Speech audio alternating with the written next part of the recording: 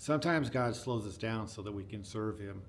I remember I was in this grocery store one time, and this lady was in front of me, and she was elderly, and I was waiting patiently, and but inside I was in a really big hurry to get going, and you just get in those moods where you gotta go, gotta go, gotta go. I heard the storekeeper tell her, "God bless you," and then she said, "Yeah, God bless you too." And I thought, well, she's a Christian, that's really cool.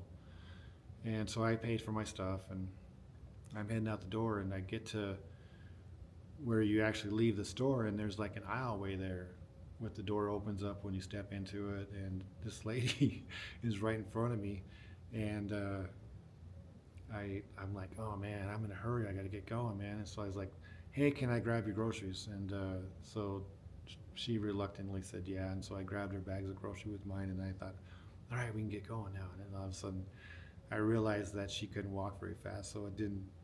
I did help her, and I felt good about it, but I it didn't change how fast of a hurry I was, and it didn't speed things up at all.